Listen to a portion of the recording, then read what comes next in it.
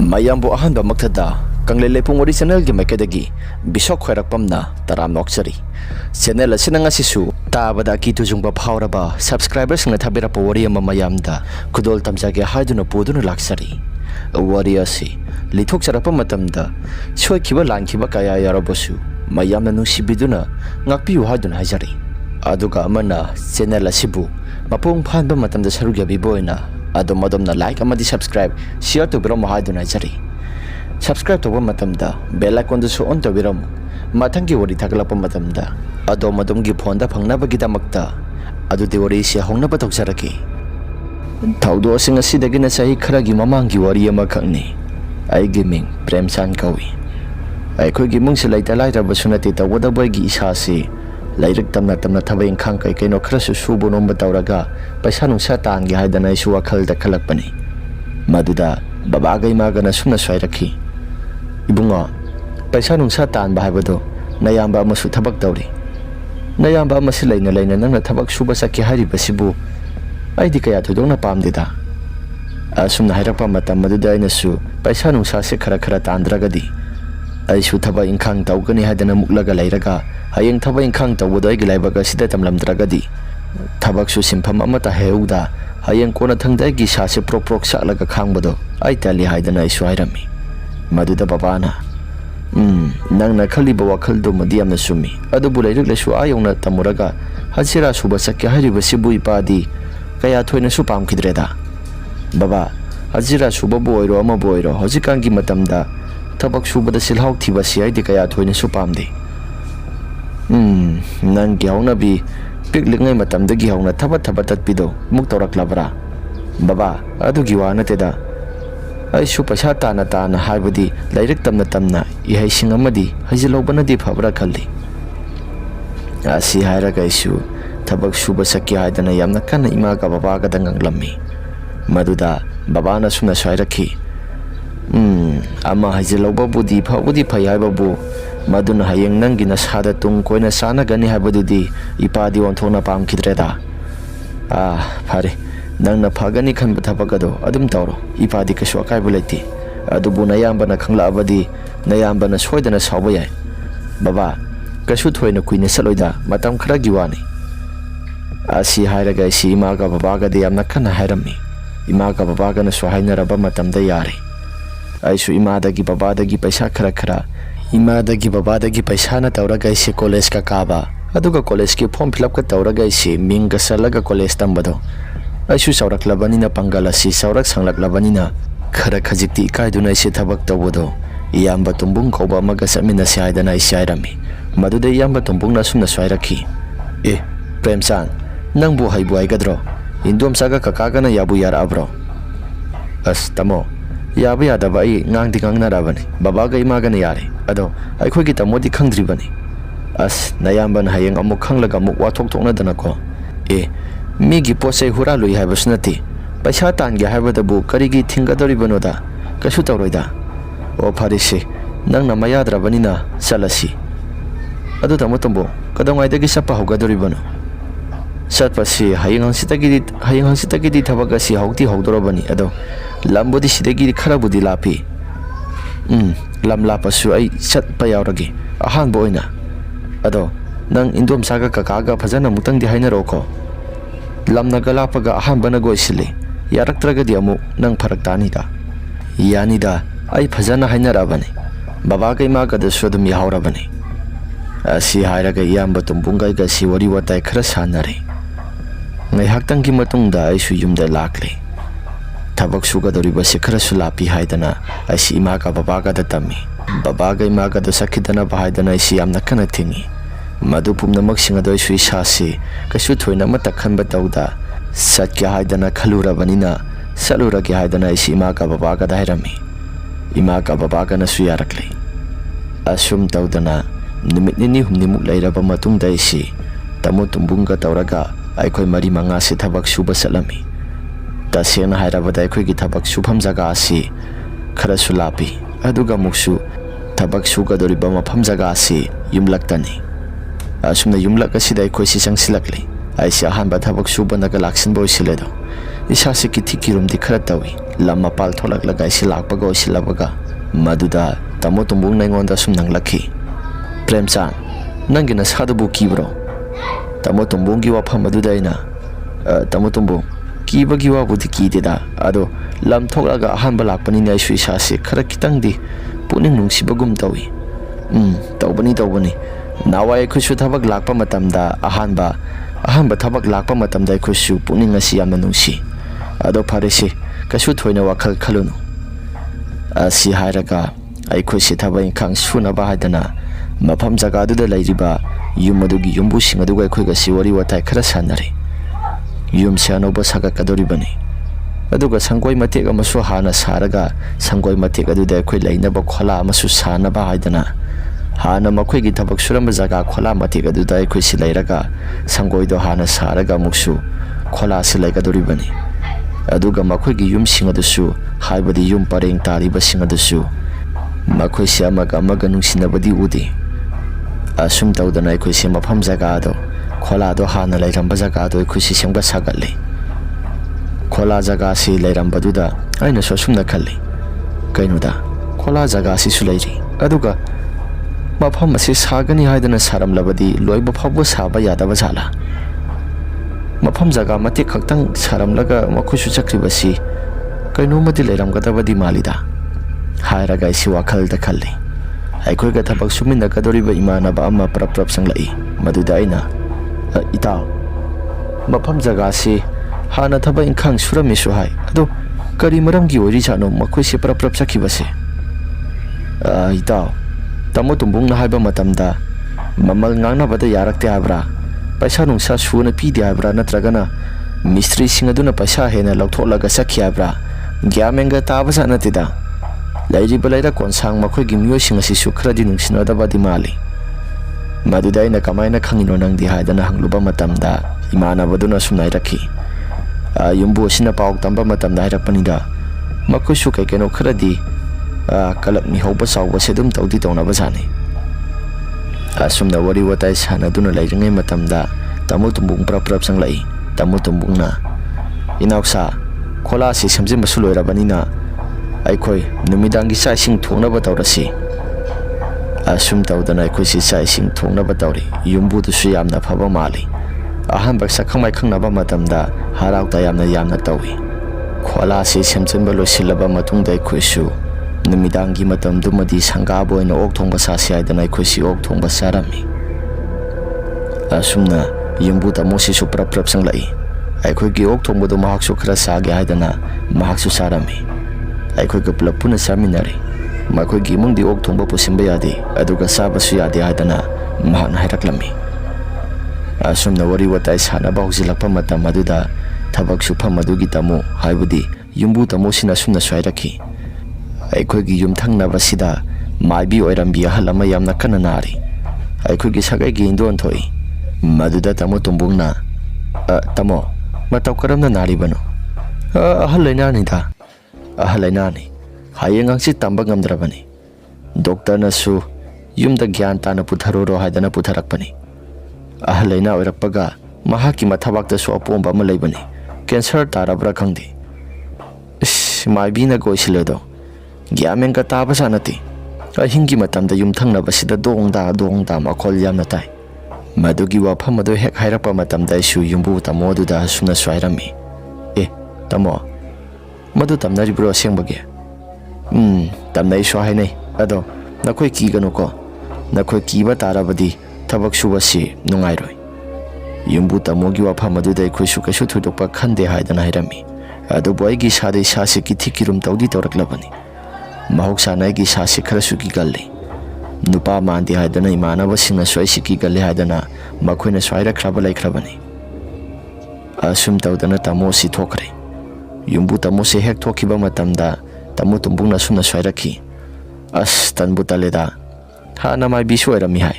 हायेंग हंगसि तंबा ngमद्रे हायदना मसासि लैरबनि अस माइबिना गोइसिले हायदो आइदि ओंथोना सुतंख्रेदा असी हायरगा अखोइसि इमानबसिंग अदुगा वरी वताय खरा सानै थबक सुमिनरिबा इमानबा अमदि इयामबसिंग अदु अखोइ वरी वताय खरा सानरबा मतुंगदा तमु तुंबुंगना सुमना स्वाइरखी वा मखा ताना Kanana khangba maibi oire hadana kaisu thoidokpa amata tawhodragadi haidi tamnaba khoppa amata tawrakdragadi mafam jaga sidai khoisu inau nauna lakpani do kaisu tawdabasu yaida asi hairaga mayam asida mu tumbungna mu themjilai madudai khoina sui sada kaisu thoina amata kiba leite haidana ai khoi mayam asi hairami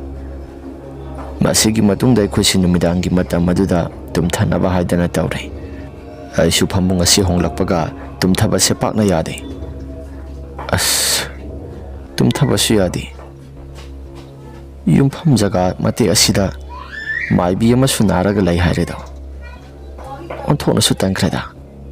haidana wakhal khalli asum nangi haktangi matungda gi sasi tumthagi haidana tawringai matamda yumthangnabagi sangoi amanbaduda kanagumba misagama kokok lauba makai makhol khara thokpa horaklei maduda isu karino haidana wakhal da khalli mitna sisu khangsing sing labani hai makhol aside kokok lauba makai makhol ama tarakli basibu karino sibu haidana wakhal da khalli asum nangi haktang lairaba matungda kokok haidana sapagi makhol ama mukta ba horaklei sasu suraga sapagi makholni asum na taduna lairingai matam asidagi sasi mapamarang amata khangdana mapala si khangthok thoning lakpani mapan thoki haidana isi wakhal da sukhalli aduga muksuki mapal da toriba saptra singa si karino haidana wakhal da sukhallaga lairami aigi hekna kal da tomliba imanaba Gilbert ta ina hairai bhai mapan da petang thusira ai mapal jam thokningi imanaba Gilbert na as bhai yare ba ngaktang khaung ka dorba as yada to bani ba haipetang phathu usi haidana ibani se prap tholai mapan thokle thokna isinga sai aina tarakhiba sangoi adugi makai dom da yenglai sangoi adugi magai dom da hek yenglapa matamda kanagumba misak ama tapna sangoi adugi mantung thangba saruga dom da sangkhibagumna isi urakpani madugi urakpa mong matok sing adudagi sa se khamprek khangle sangoi gi tung thangba saruga dom da sali basidi karino sibo haidana isi haipe yenglubani munna yengduna lairingai matam maduda imanaba Gilbert na hai kadawrage nangbo khara thuna sangsilaudana haidana ai gilengju masida taplauna pairakpani maduda gi sase khamprek khanglagi sase swai lawi hoi sangasi haidana isi prap sangsilaklei ai khogi kholagi thonga se hek hangdoklaga sanggi haidana hek tawba matamda aigi tung thangba saruga somsida kanagumba mafat launa sakibagumna mami sami oina aigi sada sohum khara phanglakpani maduda isu karino haidana wakhal ase khalli tung lei tholaga yingloba matamda su kanagumba mata leiramde makoigi swai sidi monga mitok tawina kuina sangna leibabu ngamgadoribra tawriba mong matok singa siga pare aisu yumda kitang thuna sapa yabra yengaki aigi college ki exam matamda thok chalaga loire matam khara thaba inkhang suba loisilamlaba matungda adubu thaba ga sitangka ama loidraga diaroi dori chathok khotok pasisu hoida exam matam yoraga bu kanana thingba ngamgadori bano sakya hairabada asi hairaga ise prap sanglaga tum thaba themlami adubu tum thaba themba matamda tum thaba se pakna yaramde ngai haktangi matungda ise dumak tum thakri nonga lakpa matamda khoisi foundation mate khara horambado madugi mate khara samdok lagai khoisu haibadi foundation mate khara horambado ge khoisi mate khara muk leba kai kai no khara taw khairaga makha tana samna bahaidana ai khoisi tawrakpani foundation mate khara horamba loisilam laba matungda makhoisi foundation mate khara di walambani madugi mate adune khoina tawribado asumna isi lairingai matam maduda yumbu tamodu laklei yumbu tamo se hek tholapa matam daina so sumnangi tamo hena sigi yumthang nabagi se hanubi se kaino ma tawe na habado ngarang ahing di makhol khara kai kaino khara taida tamo da ina dum hek haiba matam da tamo na hai is nangsu ngarang da lakpada ngairi entina di onthona phangkreda wakhal na lamsilaga pangki da ki boiram busuida kaisu thoina wakhal da khaluno asumna hairam laga tamodo awara pa kai kai legi hadan hanglai maduda tamo tongpung na sukai gumba khara diwali makha da haigadaba cement 1510 thagadaba khara suwali ꯑꯗꯨꯒ ꯑꯃꯨꯛꯁꯨ ꯅꯨꯡꯇꯨꯝ ꯀꯩꯀꯩꯅꯣ ꯈꯔꯁꯨ ꯋꯥꯠꯂꯤ, ꯅꯨꯡ ꯈꯔꯒ ꯋꯥꯠꯂꯤ ꯍꯥꯏꯗꯅ ꯍꯥꯏꯈꯤ꯫ ꯃꯗꯨꯗ ꯇꯥꯃꯣꯗꯨꯅꯁꯨ ꯄꯨꯔꯛꯂꯒꯦ ꯍꯥꯏꯗꯅ ꯃꯍꯥꯛꯁꯨ ꯑꯗꯨꯃꯛ ꯆꯠꯈꯤ꯫ ꯑꯩꯅ ꯉꯔꯥꯡ ꯎꯈꯤꯕ ꯃꯌꯥꯝ ꯄꯨꯝꯅꯃꯛꯁꯤꯡ ꯑꯗꯨ ꯏꯃꯥꯟꯅꯕ ꯒꯤꯜꯕꯔꯠꯅ ꯅꯪꯕꯨ ꯉꯔꯥꯡ ꯀꯩꯀꯩ ꯎꯒꯦ ꯍꯥꯏꯗꯅ ꯍꯪꯂꯛꯏ꯫ ꯃꯗꯨꯗ ꯑꯩꯁꯨ ꯏꯁꯦꯡ ꯁꯦꯡꯅ ꯉꯔꯥꯡ ꯎꯈꯤꯕ ꯄꯨꯝꯅꯃꯛꯁꯤꯡ ꯑꯗꯨ ꯂꯣꯏꯅ ꯇꯝꯂꯤ꯫ ꯃꯗꯨꯗ ꯏꯃꯥꯟꯅꯕ ꯒꯤꯜꯕꯔꯠꯅ ꯑꯩꯁꯨ ꯅꯣꯡꯉꯥꯜꯂꯝꯗꯥꯏꯗ ꯃꯈꯣꯜ ꯈꯔ ꯇꯥꯏ, ꯀꯅꯥꯒꯨꯝꯕ ꯑꯃ ꯀꯞꯄꯒꯨꯝꯅ ꯃꯈꯣꯜ ꯈꯔ ꯑꯁꯤꯒꯤ ꯃꯅꯤꯡ ꯊꯪꯕ ꯁꯔꯨꯛ ꯑꯁꯣꯝꯁꯤꯗ ꯇꯥꯏ꯫ ꯑꯗꯣ ꯋꯥꯈꯜ ꯑꯣꯏꯔꯝꯒꯅꯤ ꯍꯥꯏꯗꯅ ꯑꯩꯁꯦ ꯑꯗꯨꯃꯛ ꯇꯨꯝꯂꯕꯅꯤ꯫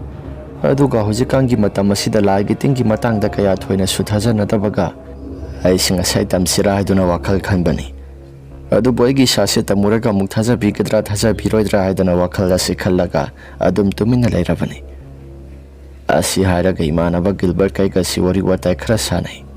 ꯑꯁꯨꯝꯅ ꯃꯁꯤꯒꯤ ꯃꯇꯨꯡꯗ ꯑꯩꯈꯣꯏꯁꯤ ꯅꯨꯃꯤꯠ ꯈꯔꯅꯤ ꯂꯩꯔꯕ ꯃꯇꯨꯡꯗ ꯆꯦꯛ ꯆꯪꯈꯠꯄꯁꯤꯁꯨ ꯍꯧꯔꯦ꯫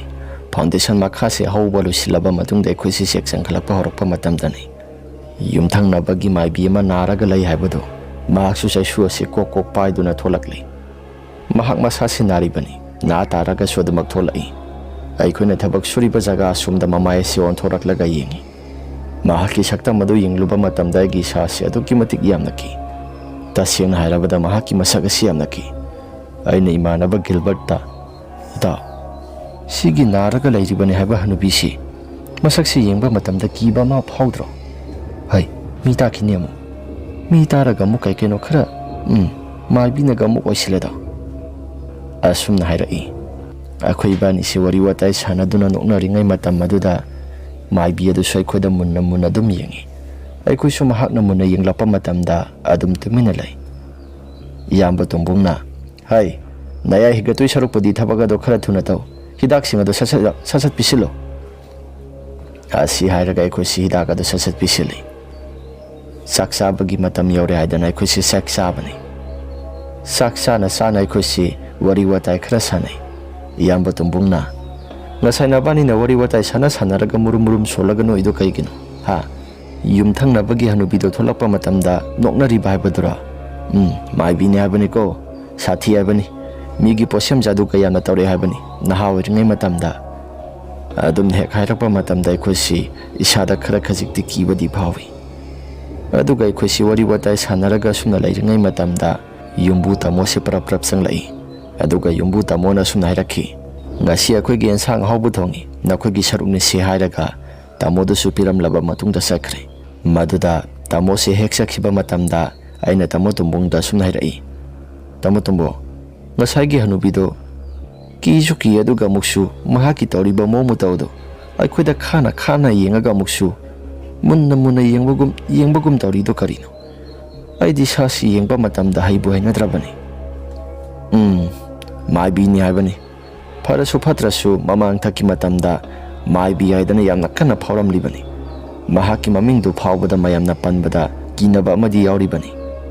ꯇꯁꯦꯡꯅ ꯍꯥꯏꯔꯕꯗ ꯃꯗꯨꯒꯤ ꯍꯅꯨꯕꯤꯗꯨꯒꯤ ꯃꯃꯤꯡ ꯑꯁꯤ ꯏꯕꯦꯊꯣꯏ ꯀꯧꯏ꯫ ꯑꯗꯨꯅ ꯃꯥꯏꯕꯤ ꯏꯕꯦꯊꯣꯏ ꯍꯥꯏꯗꯅ ꯃꯃꯤꯡ ꯁꯦꯀꯥ ꯀꯥꯏꯅ ꯆꯠꯂꯤꯕꯅꯤ ꯍꯥꯏꯗꯅ ꯇꯥꯃꯣ ꯇꯣꯝꯕꯨꯡꯅꯁꯨ ꯍꯥꯏꯔꯛꯈꯤ꯫ ꯃꯗꯨꯗ ꯑꯩꯅ ꯑꯐꯕ ꯃꯤꯗꯤ ꯃꯥꯟꯗꯦ, ꯌꯦꯡꯂꯛꯏꯕ ꯃꯤꯠꯌꯦꯡ ꯆꯥꯌꯦꯡꯗꯣ ꯃꯗꯨ ꯌꯦꯡꯕ ꯃꯇꯝꯗ ꯑꯗꯨꯝ ꯈꯪꯉꯕꯅꯤ꯫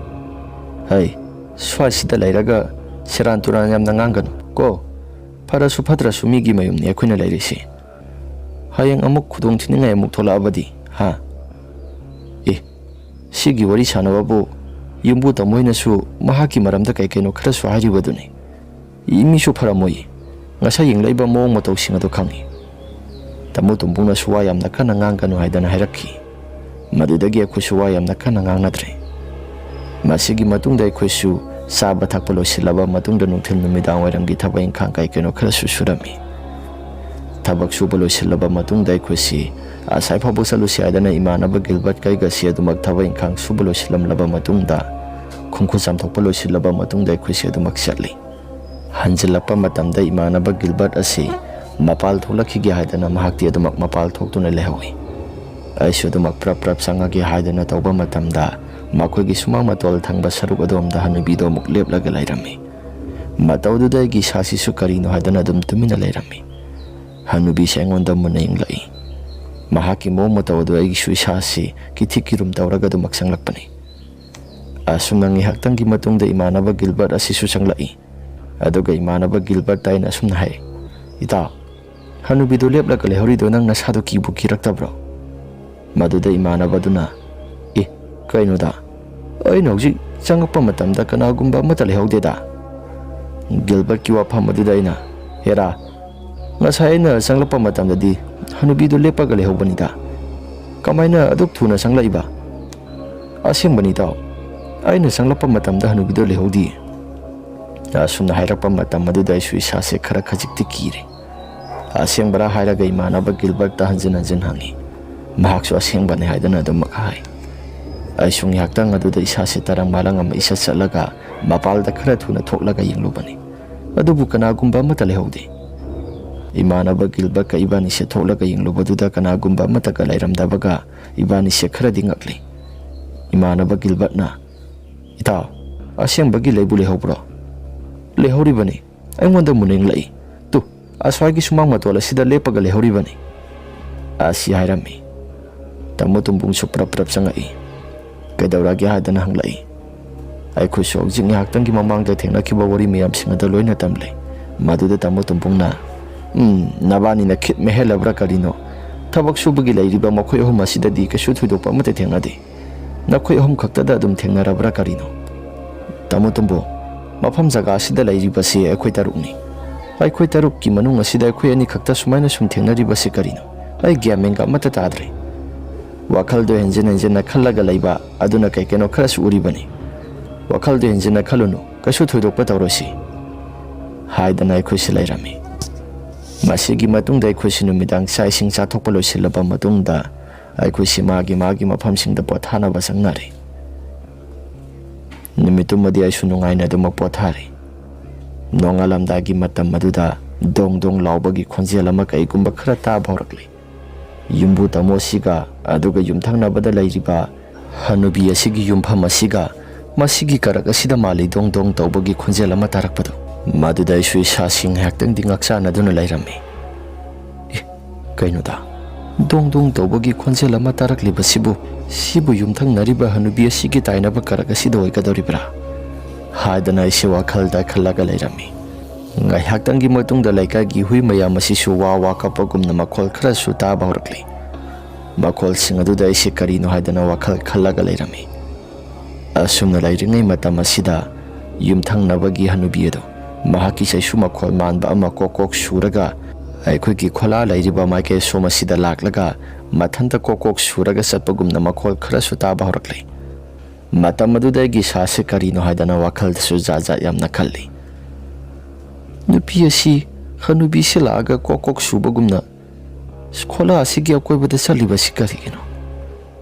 wakhalda sukhalli nupi amana na hedana nokhi sapagumna sumakhol khara sutarakpane aduga muksu konthong thangba sarugadomda konthong adomda mahaki masase adumak sakhi aikhogi kholagi pareng singa sida haibadi khola lairiba sigi pareng site asi masida sida dum sangna salam laba matungda hanto kanjinga konthong thangba maike somda dum maksakki baduda isu isasi ingangakle asumna lairingai matam maduda yumthangna bada lairiba hanubi do laitre haibagi pawasi tanare o khongduna makhoigi yumthangna basigi miyoi khudimak singa seloi nekta kapnai aikhoi sunong alamdai matam goi bagai isasi kithigirum tawre laitri basi suanubini aikhoi ga thabak suminariba mayam asi su hogdokle aduga lairiba miyoi singa se loina hogdoklaga aikhoi se pulap puna laiminare yumthangnabagi hanubi simina thoklabanina yumbu tamoi hoi si sung yaktang sangge haidana makhuchu changba jani phana nungsinadraga su yumthangnabada laibani nungaiti haidana dumak changba mali masigi matungda aikhoi se nong alakle nong alamdagi matamdudi aikhoi su aduki matik yamna kikhibani tamu tumbung su mahaki masada khara hinade haidana mahana swairaki asum tawdana aikhoi se nong alaklaba matamda thabak su suba yadre misimina thoklabanina aikhoi su seba tawbodo khara yawru si aidana yawrami adubu seba tawbo se agi sada kaya thoidokna hinabadi oide numidangi matamni siriba si sumaibina goisili laika gi miyoi kaya thoidokna tinbadi oide numidangi matam aduda asumna aikhoi si numidangi matam aduda isiksikli miyoi amani tilambada sumayum da loina hanakibaduda imanaba Gilbert na hiraklami itaw ai titan butaleda ꯍꯥꯟꯅꯗꯒꯤ ꯈꯔꯅꯒ ꯇꯟꯅ ꯇꯟꯅ ꯂꯩꯔꯤ ꯑꯗꯨꯒ ꯑꯃꯨꯛꯁꯨ ꯍꯅꯨꯕꯤꯁꯦ ꯑꯃꯨꯛ ꯁꯤꯖꯤꯜꯂꯛꯂꯤ ꯑꯁ ꯑꯩꯗꯤ ꯏꯁꯥꯁꯤ ꯑꯣꯟꯊꯣꯛꯅ ꯁꯣꯏꯅꯈꯤꯗ꯭ꯔꯦꯗ ꯃꯗꯨꯗ ꯑꯩꯅ ꯏꯇꯥꯎ ꯀꯩꯁꯨ ꯊꯣꯏꯅꯁꯨ ꯋꯥꯈꯜꯗ ꯈꯜꯂꯨꯅꯨꯗ ꯋꯥꯈꯜꯗꯕꯨꯗꯤ ꯀꯌꯥ ꯊꯣꯏꯗꯣꯛꯅ ꯈꯜꯂꯨꯅꯨ ꯍꯥꯏꯕꯒꯤ ꯋꯥꯅꯤ ꯑꯗꯨꯕꯨ ꯍꯥꯏꯖꯔꯒꯁꯨ ꯀꯔꯤꯒꯨꯝꯕ ꯑꯩꯒꯤ ꯏꯁꯥꯗ ꯑꯗꯨꯝ ꯀꯤꯊꯤ ꯀꯤꯔꯨꯝ ꯇꯧꯔꯒ ꯂꯩꯔꯤꯕꯁꯤꯅꯤ ꯈ꯭ꯋꯥꯏꯗꯒꯤ ꯂꯨꯔꯤꯕꯁꯤ ꯍꯦꯔꯥ ꯅꯪꯗ ꯅꯠꯇꯦꯗ ꯑꯩꯁꯨ ꯇꯧꯔꯤ ꯄꯣꯠꯅꯤ ꯑꯗꯣ ꯍꯦꯟꯖꯤꯟꯅ ꯋꯥꯈꯜ ꯈꯜꯂꯒꯨꯝꯁꯤ ꯍꯥꯏꯗꯅ ꯑꯩꯈꯣꯏꯁꯦ ꯂꯩꯔꯝꯃꯤ ꯅꯨꯃꯤꯠꯇꯨꯗꯤ ꯇꯥꯃꯣ ꯇꯣꯝꯕꯨ ꯉꯁꯤꯁꯨ ꯃꯃꯥꯟꯅꯕ ꯑꯃꯒ ꯋꯥꯔꯤ ꯋꯥꯇꯥꯏ ꯁꯥꯟꯅꯈꯤꯒꯦ ꯍꯥꯏꯗꯅ ꯃꯍꯥꯛꯁꯨ ꯃꯄꯥꯜꯗ ꯈꯔ ꯋꯥꯔꯤ ꯋꯥꯇꯥꯏ ꯈꯔ ꯁꯥꯟꯅꯗꯨꯅ ꯂꯩꯕꯅꯤ ꯃꯄꯥꯜꯗ ꯋꯥꯔꯤ ꯋꯥꯇꯥꯏ ꯁꯥꯟꯅꯔꯨꯔꯒ ꯃꯍꯥꯛꯁꯨ ꯆꯪꯂꯛꯄ ꯃꯇꯝꯗ ꯃꯍꯥꯛꯀꯤ ꯃꯃꯥꯡ ꯑꯁꯤꯗ ꯀꯅꯥꯒꯨꯝꯕ ꯅꯨꯄꯤ ꯑꯃ ꯆꯩꯁꯨ ꯄꯥꯏꯔꯒ ꯀꯣꯛ ꯀꯣꯛ ꯂꯥꯎꯅ ꯆꯠꯂꯒ ꯂꯩ ꯑꯗꯨꯒ ꯃꯍꯥꯛꯅ ꯐꯣꯟ ꯋꯥꯔꯤ ꯁꯥꯟꯅꯗꯅ ꯄ꯭ꯔꯞ ꯆꯥꯈꯠꯂꯛꯄ ꯃꯇꯝꯗ ꯍꯟꯅ ꯌꯦꯡꯂꯨꯕ ꯃꯇꯝꯗ ꯃꯍꯥꯛꯁꯨ ꯀꯅꯥꯒꯨꯝꯕ ꯑꯃꯠꯇ ꯂꯩꯔꯝꯗꯦ ꯍꯥꯏꯗꯅ ꯑꯩꯈꯣꯏꯗ ꯋꯥꯔꯤ ꯇꯝꯃꯤ ꯆꯪꯂꯛꯑꯒ ꯃꯗꯨꯗ ꯑꯩꯈꯣꯏꯁꯨ ꯏꯁꯥꯁꯦ ꯈꯪꯀꯤ ꯀꯤꯔꯤ ꯇꯥꯃꯣ ꯇꯨꯝꯕꯨꯡꯅ ꯍꯥꯏꯔꯛꯂꯝꯃꯤ ꯂꯩꯇ꯭ꯔꯤꯕ ꯑꯍꯜ ꯑꯁꯤ ꯃꯥꯏꯕꯤꯅꯒ ꯑꯣꯏꯁꯤꯜꯂꯤ ꯅꯈꯣꯏ ꯅꯨꯃꯤꯠꯄꯨ ꯍꯦꯛ ꯇꯥꯔꯕꯗꯤ ꯈꯣꯂꯥ ꯑꯁꯤꯗꯒꯤ ꯃꯄꯥꯜ ꯊꯣꯛꯄ ꯌꯥꯔꯣꯏ ꯈꯣꯂꯥ ꯃꯅꯨꯡꯗ ꯑꯗꯨꯝ ꯇꯨꯃꯤꯟꯅ ꯂꯩꯒꯗꯕꯅꯤ ꯑꯁꯤ ꯍꯥꯏꯗꯅ ꯑꯩꯈꯣꯏꯁꯤ ꯍꯣꯏ ꯍꯥꯏꯗꯅ ꯍꯥꯏꯅꯔꯝꯃꯤ ꯑꯇꯩ ꯊꯕꯛ ꯁꯨꯃꯤꯟꯅꯔꯤꯕ ꯏꯌꯥꯝꯕ ꯏꯅꯥꯎꯁꯤꯡ ꯑꯗꯨꯁꯨ ꯃꯈꯣꯏꯁꯨ ꯈꯔꯗꯤ ꯇꯜꯂꯤ ꯊꯕꯛ ꯁꯨꯃꯤꯟꯅꯕ ꯌꯥꯎꯕ ꯏꯌꯥꯝꯕ ꯊꯣꯏꯕ ꯍꯥꯏꯗꯅ ꯏꯌꯥꯝꯕ ꯑꯃꯁꯨ ꯂꯩ ꯃꯍꯥꯛꯁꯨ ꯃꯁꯥꯁꯦ ꯂꯥꯏꯒꯤ ꯇꯤꯟꯒꯤ ꯊꯕꯛ ꯑꯁꯤ ꯀꯌꯥ ꯊꯣꯏꯗꯣꯛꯅꯁꯨ ꯇꯜꯂꯤ ꯃꯍꯥꯛꯀꯤ ꯃꯁꯥꯁꯦ ꯅꯨꯡꯉꯥꯏꯐꯝ ꯏꯈꯪ ꯈꯪꯗꯦ ꯍꯥꯏꯗꯅ ꯃꯍꯥꯛꯅ ꯍꯥꯏꯔꯛꯂꯝꯃꯤ ꯃꯗꯨꯗ ꯑꯩꯈꯣꯏꯅ ꯏꯌꯥꯝꯕ ꯃꯐꯝ ꯖꯒꯥꯁꯤꯗ ꯑꯩꯈꯣꯏꯅ ꯂꯩꯔꯕꯗ ꯊꯥꯄꯨ ꯀꯌꯥꯄꯨ ꯁꯨꯅ ꯂꯩꯒꯗꯧꯔꯤꯕꯅꯣ ꯁꯤꯕꯣ ꯃꯗꯨꯗ ꯏꯌꯥꯝꯕ ꯊꯣꯏꯕꯅ ꯊꯥ 6-7ꯀꯤ ꯃꯇꯝ ꯑꯣꯏꯒꯗꯕꯗꯤ ꯃꯥꯜꯂꯤ ꯑꯗꯨꯕꯨ ꯌꯦꯡꯉꯁꯤ ꯃꯗꯨꯗꯒꯤ ꯍꯦꯟꯅ ꯊꯕꯛ ꯑꯁꯤ ꯖꯔ ꯆꯠꯁꯤꯜꯂꯒꯗꯤ ꯈꯔ ꯊꯨꯅ ꯂꯣꯏꯒꯗꯧꯔꯤꯕꯅꯤ ꯌꯦꯡꯉꯣ ꯆꯦꯛ ꯑꯁꯤ ꯇꯪꯈꯥꯏ ꯑꯃ ꯆꯟꯕ ꯂꯣꯏꯁꯤꯜꯂꯛꯀꯗꯧꯔꯕꯅꯤ ꯇꯪꯈꯥꯏ ꯑꯃꯗꯤ ꯈꯔꯗꯤ ꯋꯥꯠꯂꯤ ꯑꯁꯤ ꯍꯥꯏꯔꯒ ꯑꯩꯈꯣꯏꯁꯨ ꯂꯩꯔꯝꯃꯤ ꯏꯌꯥꯝꯕ ꯌꯨꯝꯕꯨ ꯅꯨꯄꯥ ꯑꯁꯤꯁꯨ ꯄ꯭ꯔꯞ ꯆꯪꯂꯛꯏ ꯑꯗꯨꯒ ꯃꯃꯥꯡ ꯊꯛꯀꯤ ꯃꯇꯝꯗ ꯍꯅꯨꯕꯤꯁꯤꯅ ꯃꯈꯣꯏꯗꯁꯨ ꯄꯣꯠꯁꯦꯝ ꯈꯔ ꯇꯧꯔꯛꯏ ꯍꯥꯏ ꯃꯈꯣꯏꯗ ꯄꯣꯠꯁꯦꯝ ꯇꯧꯔꯤꯉꯩ ꯃꯇꯝꯗ ꯏꯌꯥꯝꯕꯁꯤꯒꯤ ꯅꯨꯄꯤꯁꯤ ꯋꯥꯈꯜ ꯈꯔ ꯁꯣꯏꯔꯞ ꯇꯧꯔꯒ ꯂꯩꯔꯝꯃꯤ ꯍꯥꯏ ꯑꯗꯨꯒ ꯃꯈꯣꯏꯒꯤ ꯌꯨꯝꯊꯛ ꯑꯁꯤꯗꯁꯨ ꯀꯩꯅꯣ ꯈꯔꯁꯨ ꯑꯍꯤꯡꯒꯤ ꯃꯇꯝꯗ ꯃꯤ ꯆꯦꯟꯕꯒꯤ ꯃꯈꯣꯜꯒꯨꯝꯕ ꯌꯥꯝꯅ ꯇꯥꯕ ꯑꯗꯨꯒ ꯂꯩꯕꯗꯁꯨ ꯈꯔ ꯈꯖꯤꯛꯁꯨ ꯅꯨꯡꯉꯥꯏꯇꯕ ꯃꯈꯣꯏꯒꯤ ꯏꯃꯨꯡ ꯃꯅꯨꯡ ꯑꯁꯤ ꯈꯔ ꯁꯥꯎꯅꯗꯅ ꯃꯇꯝ ꯈꯔꯗꯤ ꯃꯈꯣꯏꯁꯨ ꯌꯥꯝꯅ ꯋꯥꯅ ꯂꯩꯔꯝꯃꯤ ꯍꯥꯏ ꯍꯥꯏꯕꯗꯤ ꯃꯈꯣꯏꯒꯤ ꯏꯃꯨꯡꯁꯤ ꯄꯩꯁꯥꯁꯨ ꯈꯔ ꯄꯥꯏꯕꯒ ꯍꯅꯨꯕꯤꯁꯤꯅ ꯈꯔꯁꯨ ꯌꯦꯡꯊꯤ ꯍꯥꯏ ꯑꯗꯨꯒ ꯑꯇꯣꯞꯄ ꯃꯥꯏꯕ ꯑꯃꯗ ꯂꯥꯏꯒꯤ ꯇꯤꯟꯒꯤ ꯀꯩꯅꯣꯈꯔ ꯈꯨꯔꯝ ꯊꯣꯛꯂꯕ ꯃꯇꯝꯗ ꯈꯔ ꯃꯈꯩꯗꯤ ꯐꯔꯛꯄꯅꯤ ꯑꯗꯨꯒꯤ ꯃꯇꯨꯡꯗ ꯂꯥꯏ ꯑꯃꯨꯛꯇꯪꯒ ꯈꯨꯔꯝꯈꯤꯕꯗꯒꯤ ꯄꯨꯡꯐ ꯐꯔꯛꯈꯤ ꯍꯥꯏꯗꯅ ꯏꯌꯥꯝꯕꯁꯤꯅꯁꯨ ꯍꯥꯏꯔꯛꯈꯤ ꯑꯁꯨꯝ ꯇꯧꯗꯅ ꯑꯩꯈꯣꯏꯗꯁꯨ ꯊꯦꯡꯅꯈꯤꯕ ꯃꯌꯥꯝꯁꯤꯡ ꯑꯗꯨ ꯇꯝꯂꯤ ꯃꯗꯨꯗ ꯏꯌꯥꯝꯕꯗꯨꯅ ꯑꯁꯨꯝꯅꯁꯨ ꯍꯥꯏꯔꯛꯈꯤ ꯁꯦ ꯈꯨꯖꯨ ꯂꯩꯈꯥꯝ ꯑꯁꯦ ꯈꯔ ꯊꯥꯅꯔꯒ ꯅꯈꯣꯏꯁꯨ ꯂꯩꯌꯨ ꯑꯗꯨ ꯀꯩꯁꯨ ꯊꯣꯏꯗꯣꯛꯄꯗꯤ ꯋꯥꯈꯜꯗ ꯈꯜꯂꯨꯅꯨꯗ ꯍꯦꯟꯖꯤꯟꯅ ꯈꯜꯂꯤꯡꯈꯩ ꯍꯦꯟꯖꯤꯟꯅ ꯎꯔꯛꯄꯅꯤ ꯑꯁꯤ ꯍꯥꯏꯔꯒ ꯏꯌꯥꯝꯕꯗꯣ ꯑꯗꯨꯝ ꯃꯛꯆꯈ꯭ꯔꯦ ꯅꯨꯃꯤꯠꯇꯣ ꯅꯣꯡꯁꯨ ꯈꯔ ꯊꯤꯂꯤ ꯆꯨꯏ ꯃꯤꯁꯤ ꯃꯤꯅꯥꯅꯒ ꯊꯣꯛꯆꯤꯜꯂꯤ ꯅꯣꯡꯁꯨ ꯊꯤꯂꯤꯒ ꯆꯨꯕꯒ ꯑꯩꯁꯨ ꯏꯁꯥꯁꯦ ꯀꯌꯥ ꯍꯩꯅꯟꯗꯦ ꯅꯨꯃꯤꯠꯇꯨꯃꯗꯤ ꯉꯟꯇꯥꯅ ꯑꯗꯨꯝ ꯇꯨꯝꯂꯕꯅꯤ ꯑꯍꯤꯡꯒꯤ ꯃꯇꯝ ꯑꯗꯨꯗ ꯏꯌꯥꯝꯕ ꯇꯨꯝꯕꯨꯡ ꯑꯁꯤ ꯃꯍꯥꯛꯀꯤ ꯃꯁꯥꯁꯤ ꯌꯥꯝꯅ ꯀꯟꯅ ꯂꯥꯎꯔꯒ ꯄ꯭ꯔꯞ ꯆꯪꯁꯤꯜꯂꯛꯄꯅꯤ ꯃꯗꯨꯗ ꯑꯩꯈꯣꯏꯁꯨ ꯃꯤꯠꯅꯥꯁꯤ ꯂꯣꯏꯅ ꯁꯤꯡꯅꯔꯤ ꯏꯌꯥꯝꯕ ꯇꯨꯝꯕꯨꯡꯅ ꯏꯁ ꯀꯔꯤꯅꯣꯗ ꯍꯧꯖꯤꯛꯀꯤ ꯃꯑꯣꯡ ꯃꯇꯧꯗꯨ ꯀꯔꯤꯅꯣ ꯑꯁꯤ ꯍꯥꯏꯗꯅ ꯏꯌꯥꯝꯕ ꯇꯨꯝꯕꯨꯡꯅ ꯍꯥꯏꯔꯛꯄꯅꯤ ꯃꯗꯨꯗ ꯑꯩꯈꯣꯏꯅ ꯀꯩꯗꯧꯔꯒꯦ ꯍꯥꯏꯗꯅ ꯍꯪꯂꯨꯕ ꯃꯇꯝꯗ ꯏꯌꯥꯝꯕ ꯇꯨꯝꯕꯨꯡꯅ ꯑꯁꯨꯝ ꯍꯥꯏꯔꯛꯈꯤ ꯑꯩꯗꯤ ꯈꯣꯡ ꯍꯥꯝꯅꯤꯡꯉꯤ ꯍꯥꯏꯗꯅ ꯁꯤꯒꯤ ꯂꯩꯔꯤꯕ ꯂꯦꯇ꯭ꯔꯤꯟ ꯑꯁꯤꯗ ꯈꯣꯡ ꯍꯥꯝꯂꯨꯕꯅꯤ ꯑꯗꯨꯒꯗꯤ ꯂꯦꯇ꯭ꯔꯤꯟ ꯑꯁꯤꯗ ꯀꯅꯥꯒꯨꯝꯕ ꯑꯃꯅ ꯆꯩꯁꯨ ꯑꯃ ꯄꯥꯏꯔꯒ ꯀꯣꯛ ꯂꯥꯎꯅ ꯂꯥꯛꯑꯒ ꯂꯦꯇ꯭ꯔꯤꯟꯒꯤ ꯊꯣꯡ ꯑꯁꯤꯗ ꯎꯕꯥꯛ ꯑꯁꯤꯗ ꯗꯣꯡ ꯂꯥꯎꯅ ꯍꯦꯛꯇ ꯌꯩꯁꯤꯜꯂꯛꯄꯅꯤ ꯃꯗꯨꯗ ꯑꯩꯁꯨ ꯏꯁꯥꯁꯦ ꯈꯪꯂꯒ ꯄ꯭ꯔꯞ ꯊꯣꯛꯂꯒ ꯌꯦꯡꯒꯦ ꯇꯧꯕꯗ ꯀꯅꯥꯒꯨꯝꯕ ꯑꯃꯠꯇ ꯂꯩꯔꯝꯗꯦ ꯑꯗꯨꯒꯗꯤ ꯑꯩꯁꯤ ꯈꯣꯂꯥ ꯑꯁꯤꯗ ꯆꯪꯂꯛꯀꯦ ꯍꯥꯏꯗꯅ ꯇꯧꯕ ꯃꯇꯝꯗ ꯇꯨꯡ ꯊꯪꯕ ꯁꯔꯨꯛ ꯑꯁꯣꯝꯁꯤꯗ ꯀꯅꯥꯒꯨꯝꯕ ꯃꯤꯁꯛ ꯑꯃ ꯂꯩꯕꯒꯨꯝꯅ ꯈꯣꯡꯊꯥꯡ ꯑꯃꯒꯤ ꯃꯈꯣꯜ ꯈꯣꯡ ꯊꯥꯡꯂꯒ ꯆꯠꯄꯒꯤ ꯃꯈꯣꯜ ꯑꯃ ꯑꯩꯁꯤ ꯇꯥꯔꯛꯄꯅꯤ ꯃꯗꯨꯗ ꯑꯩꯁꯤ ꯃꯨꯟꯅ ꯌꯦꯡꯁꯤꯜꯂꯨꯕ ꯃꯇꯝꯗ ꯂꯩꯈꯤꯗ꯭ꯔꯕ ꯌꯨꯝꯕꯨ ꯅꯨꯄꯤ ꯍꯅꯨꯕꯤꯗꯨ ꯑꯣꯏꯔꯝꯃꯤ ꯑꯁꯨꯝꯅ ꯍꯦꯛ ꯍꯥꯏꯔꯛꯄ ꯃꯇꯝ ꯑꯗꯨꯗ ꯑꯩꯈꯣꯏꯁꯤ ꯑꯗꯨꯛꯀꯤ ꯃꯇꯤꯛ ꯌꯥꯝꯅ ꯀꯤꯔꯤ ꯅꯣꯡꯉꯥꯜꯂꯝꯗꯥꯏꯒꯤ ꯃꯇꯝ ꯑꯗꯨꯗ ꯃꯈꯣꯏꯒꯤ ꯂꯝꯕꯤ ꯆꯠꯐꯝ ꯑꯗꯨꯗ ꯀꯅꯥꯒꯨꯝꯕ ꯅꯨꯄꯤ ꯑꯃꯅ ꯅꯍꯦꯗꯅ ꯆꯩꯁꯨ ꯁꯨꯔꯒ ꯀꯣꯛ ꯂꯥꯎꯅ ꯆꯠꯄꯒꯤ ꯃꯈꯣꯜ ꯑꯗꯨ ꯂꯦꯞꯄ ꯂꯩꯇꯅ ꯑꯩꯈꯣꯏꯁꯤ ꯇꯥꯔꯛꯄꯅꯤ ꯃꯗꯨꯒꯤ ꯈꯣꯟꯖꯦꯜꯁꯤꯡ ꯑꯗꯨ ꯇꯥꯅ ꯑꯩꯈꯣꯏꯁꯨ ꯏꯁꯥꯁꯤ ꯀꯤꯊꯤ ꯀꯤꯔꯨꯝ ꯇꯧꯔꯒ ꯅꯣꯡꯉꯥꯟꯕ ꯐꯥꯎꯕꯗ ꯉꯥꯏꯔꯦ ꯅꯣꯡꯉꯥꯜꯂꯕ ꯃꯇꯝꯗ ꯑꯩꯈꯣꯏꯁꯨ ꯏꯁꯥꯁꯤ ꯉꯔꯥꯡ ꯊꯣꯛꯈꯤꯕ ꯊꯧꯗꯣꯛꯁꯤꯡ ꯑꯗꯨꯅ ꯑꯗꯨꯛꯀꯤ ꯃꯇꯤꯛ ꯌꯥꯝꯅ ꯀꯤꯔꯦ ꯍꯥꯏꯗꯅ ꯌꯨꯝꯕꯨ ꯇꯥꯃꯣꯗ ꯇꯝꯃꯤ ꯇꯥꯃꯣꯅ ꯑꯩꯅ ꯈꯨꯖꯨ ꯂꯩꯈꯥꯝ ꯄꯤꯔꯝꯕꯗꯨ ꯅꯈꯣꯏ ꯊꯥꯕ ꯌꯥꯗꯕ꯭ꯔꯣ kuju laikham piramadu thara tharaga dum lairasu yaba poni adu iragana sora loiraga gyan tana yum masi sarasira sora loidri phawbadi yum si saba sunungai gadabadi mande asi hairaga aikoisi sora loiraga yum masi sarasi aidana wari watai khara sanari asum tawdana masigi matungdudi aikoisu sora manung ado yum da hanaraklabani sora loirakanda paw phawraga aikoisi amuk chali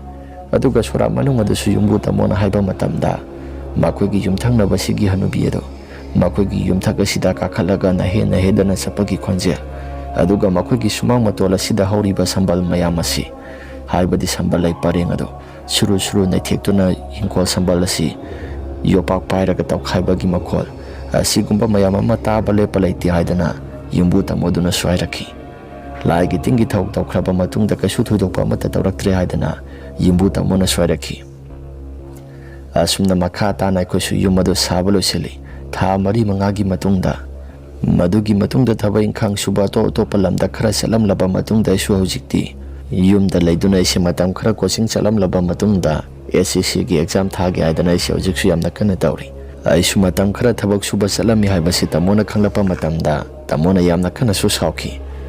thabak suba sapa yaroi exam thawa aidana tamona yamna kana hairaklaba matungda ise hojikti exam ase thana basu yamna kana honajari wari ase matang asida losinjare wari ase nungai birabadi like amadi subscribe share to biramu haiduna jari phare mayam adudi ngasigidi matang asida losinjarabanina mathangi wari da muhana thengnarasi ima leibak na yai phare